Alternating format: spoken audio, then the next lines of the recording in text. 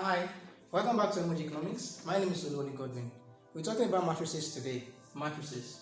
A matrix is a rectangular array of numbers, parameters of variables, each possessing a carefully ordered place within the matrix. I could have just said this, but I really wanted to get it down. Now, a matrix is a rectangular array of numbers, parameters of variables. Now, the numbers, parameters of variables, we call all of these things elements of the matrix. So a matrix is a rectangle. It has to be rectangular in nature. And by the time you say matrix, you people know. A matrix is a rectangular array of numbers, parameters, or variables, each possessing a carefully ordered place within the matrix. We are going to get to that later on for you to understand what it means. Now, the variables, the parameters, and etc. are called elements of the matrix. So we call each one of them elements of the matrix. The number of rows and columns define the dimension of the matrix. Okay, the number of rows and columns define the dimension of the matrix. So what do we call dimension? That is row times column, so R times C. So by the time there's something called a 3 by 1 matrix. So how do you know? Okay, 2 by 1 matrix, 3 by 2 matrix, 2 by 3 matrix, 4 by 4 matrix, and all of that. So that is what this means. So it's the number of rows and columns that are present within the matrix that defines the dimension of the matrix. Now, before we continue, matrix is just it's just a way to help us. It's just a way for us to apply linear algebra in solving complicated systems. Now, what I mean is sometimes you may have three market equilibria question. Yeah, you have to arrange them in a matrix format. Okay, that's kind of complex because you'll be looking for I think 3 or more variables like that. But with the aid of matrices, you'll be able to break those things down and get defined and get definite solutions for the equilibrium that you are dealing with. Equilibrium or equilibria now that you are dealing with. So when you have quite a number of equations put together at once, then you have to look for this parameter, that parameter, like 4 or 5 of them, 3, 4 or 5 of them. Then it is very it is important to understand the use of matrices in solving problems like that. I'm not saying matrix is the only way to solve a problem like that, but a good understanding of matrices would also help you to solve all of these things using linear algebra. So now let us go into the dimensions of what do I mean by rows and columns and all of that. Now, so we have rows and columns. So we have rows and columns. So let's give it matrix. Let's say we have matrix A. So then I want to do some arrangement. We have matrix A. Now the first thing is you have A11. Do you know why this is A11? It's A1 because this is saying this position. This is what you call the carefully ordered. That they have each person a carefully ordered place within the matrix. A11 simply means that this particular element is on row 1 and column 1. Now this is row. Moving this way is row, moving horizontally is row, and then moving vertically is column. Now there was something that we were taught in our schools when we were coming up, or let me say in my school when I was coming up, and I think I deserve to get my school fees back, okay, at some point in time. So we were told then that line up on a straight row. Line up on a straight row. And if we were to line up on a straight row, line up, it's kind of vertical. So that is actually wrong. That's actually wrong because it were to be lined up on a column, which is moving this way. Alright, so this is a column and this is a row. If you are used to Excel as well, you have understood these things very well. So we have A11, which is on number 1. R is it is written this way, ARC, that is row and column. So this is the first row, and then this is the first column. Then you have it is still on the first row, right? So you have A1 is still on the first row, and then you have 2, that is it's now on the second column, right? So you have the first column, and then you have the second column. Then this is going to be what now? So here you're already moving to the second row, to the second, because this is the first row. You're already moving to the second row, and then you have the first column because it's still on the first column, and then of course you already know what this is, right? So you have the second row as well, still the second row, and then the second column. Now this is just what we are talking about. Now how many rows and column does this have? It has, this is the first, this is row 2, column 2, so that is 2, then times you have column 1, column 2. So this is what we call the dimension. So the dimension of this matrix is 2 by 2. So this is a 2 by 2 matrix. So besides it's very simple. This is a 2 by 2 matrix. Now let's move into what's if we have B. We have B equals, so we have B. Let me just try to make some example that is here. So we have 10 to 6. Let's say we have 10 we have 10, we have 2, and then we have 6. Alright, so definitely this is going to be a B. Let me write under it. B. This is on the first column. So B11. This is still on the first row, right? For second column, B1. 1 is for row column, and then this is still on the first row and the third column.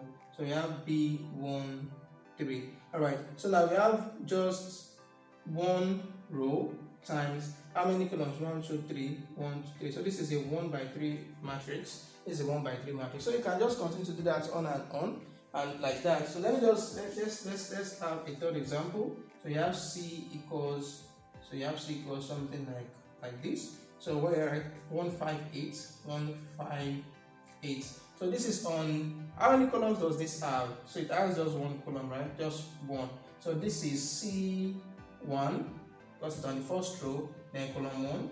How about this? This is C. It's now on the second row, right? So this is the first row, it's now on the second row, but it's still on column 1. Then now it is on the third row. This is third row, and then so we have how many rows in total? We have 3, and then 1 column. So this is a 3 by 1 matrix. So these are dimensions. These are what we call dimensions. Our rows and columns help us to understand the dimension.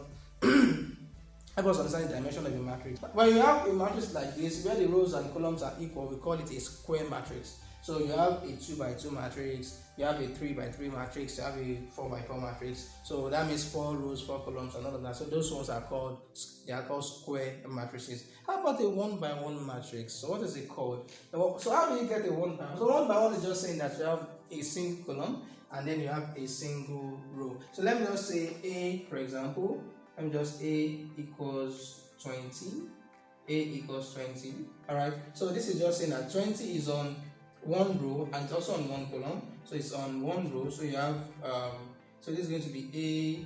This is going to be A 1 row, and it's still on one column as well. So this is a 1 by 1 matrix. So what do we call this type of matrix? So when you have a 1 by 1 matrix, you have a scalar matrix. So you call it a scalar matrix. So we already said that when matrices have the same number of rows and columns, you call them square matrices. But here that you have just 1 by 1, so this is not square. This is called a scalar matrices. So after that, we then move to other types of matrix. So other types of matrix, other types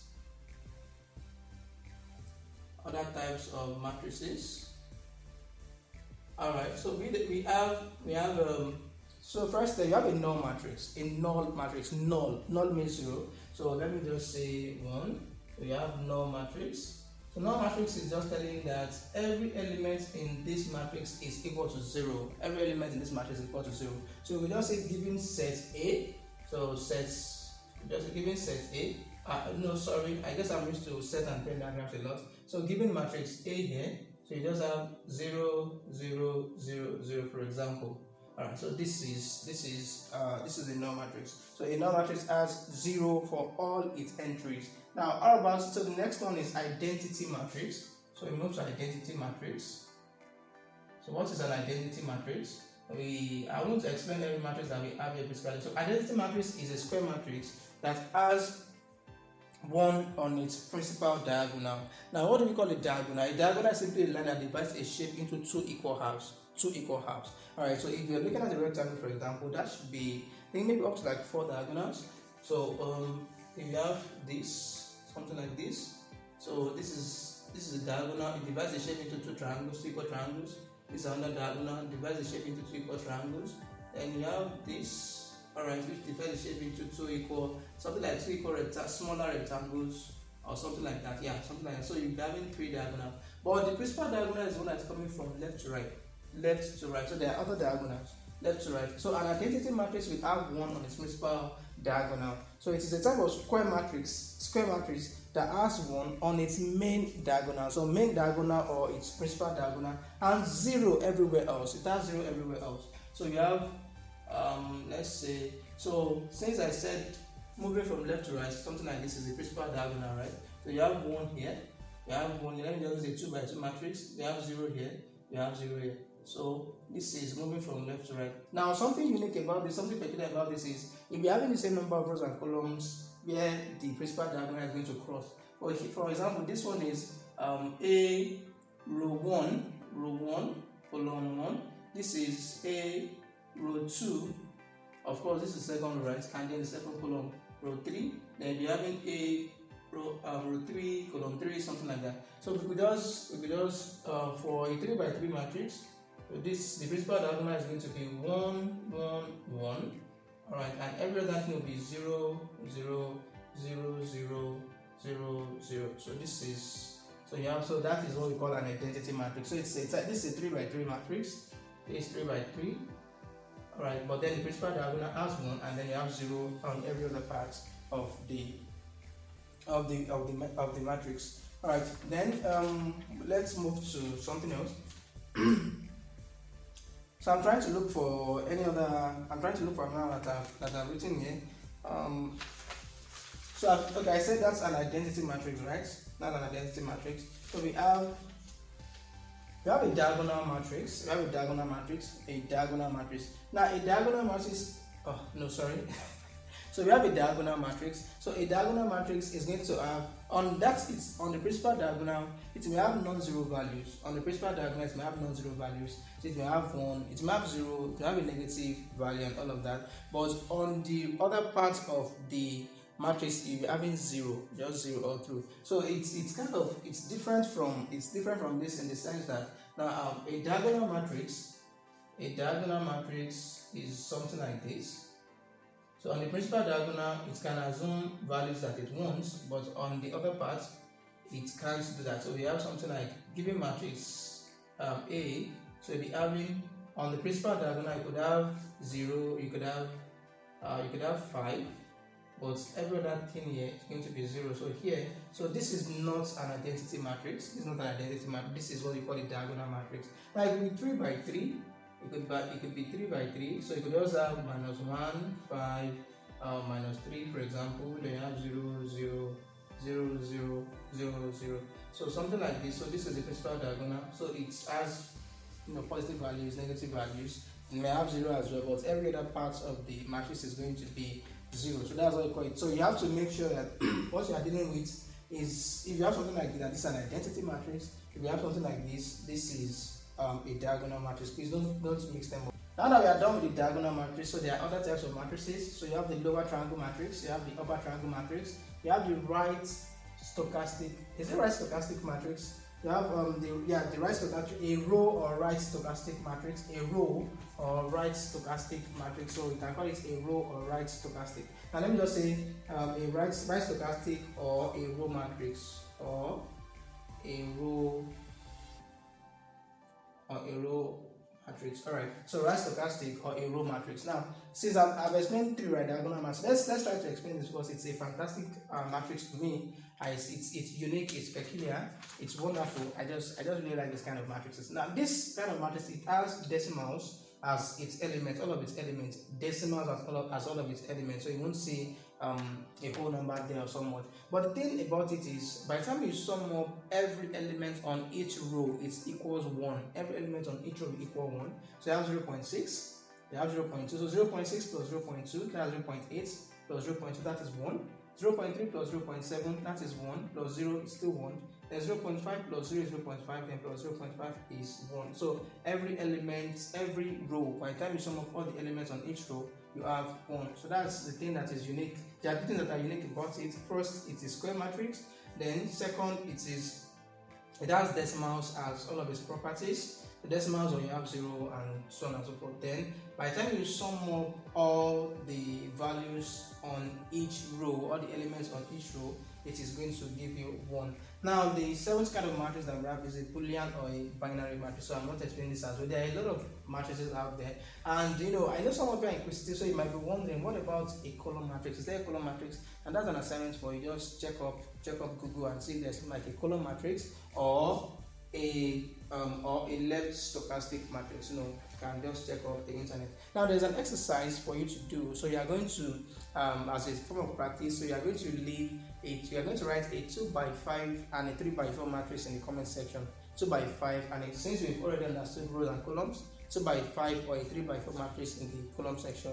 Right, and you can as well just come up with a right stochastic matrix on your own. So just build up a system like this and make sure that each row equals 1. So you can do that as well. It's not a big deal at all.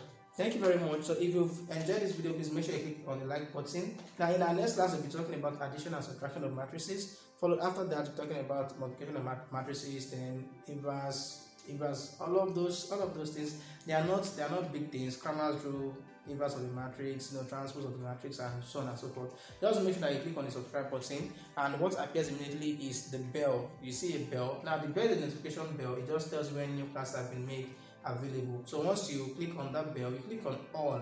Alright, so by the time we are making, for example, by the time we make the video of addition and subtraction of matrices available, you get notified. So you receive a notification that this video is available, and you can just go and watch as quickly as possible. So those are the essence. That is the essence of subscribing and clicking on the notification bell. If you have any question besides this exercise, please leave them in the comment section. Let us know. And if you have other comments besides the exercise, let's say you want a video on this channel that is not yet there, or that you think is not yet there, because currently we have 160 videos. So there might be the video you're looking for may be in the ones that we've done before.